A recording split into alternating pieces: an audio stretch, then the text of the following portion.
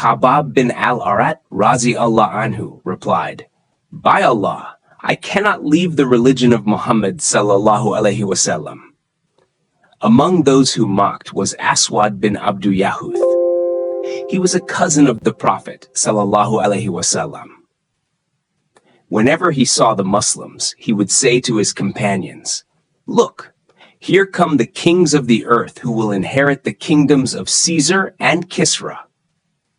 He said this mockingly because most of the Sahaba, Razi-Allah anhum, wore old, torn clothes and were poor. Yet, the Prophet ﷺ had foretold, "Allah has given me the keys to the empires of Persia and Rome." Aswad also used to say to the Prophet ﷺ, "Muhammad, haven't you told us about the heavens today?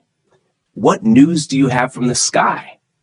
He and his companions mocked the Prophet ﷺ and his followers by whistling and making faces. Another man who mocked the Prophet ﷺ was Nadr bin Harith. He was also among those who ridiculed him.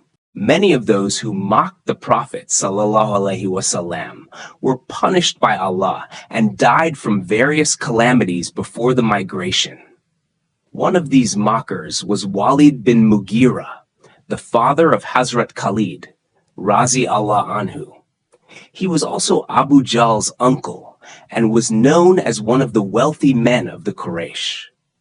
During Hajj, he would feed all the pilgrims and would not let anyone cook their own food. People praised him a lot and even recited poems about him.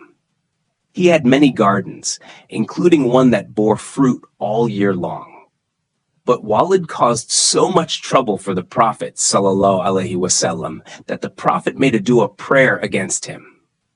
After this, Walid lost all his wealth, his gardens were destroyed, and during Hajj, no one even remembered him anymore. One day, Hazrat Jibreel came to the Prophet ﷺ while he was making tawaf of the Kaaba. Jibreel salam said, "I have been commanded to deal with those who mock you." At that moment, Walid bin Mughira passed by. Jibreel salam asked, "What do you think of him?" The Prophet ﷺ replied, "He is a servant of Allah." Hearing this, Jibreel pointed towards Walid's leg and said, "I have dealt with him." Then, as bin Wa'il walked by and Jibreel salam asked again, "What do you think of him?" The Prophet ﷺ said about as bin Wa'il, "He is also a servant of Allah." Hazrat Jibreel pointed towards his leg and said, "I have dealt with him." Then Aswad passed by.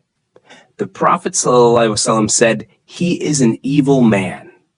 Jibreel pointed to Aswad's eye and said, "I have dealt with him." Next came Harith bin Kaitila. Jibreel pointed to his stomach and said, "I have dealt with him."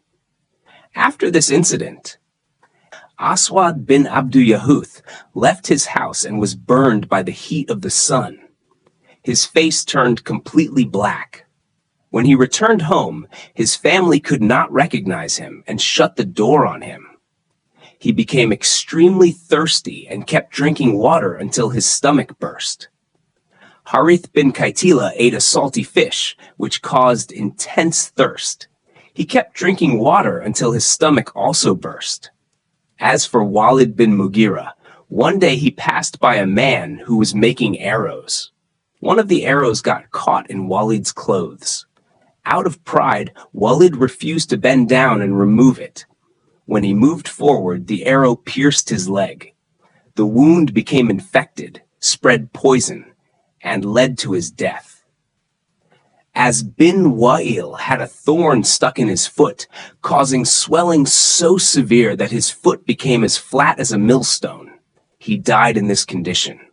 According to a narration by Hazrat Ibn Abbas, Raziallahu anhu, all these people died on the same night. The Prophet ﷺ noticed that the Quraysh of Makkah were causing great harm to the Muslims.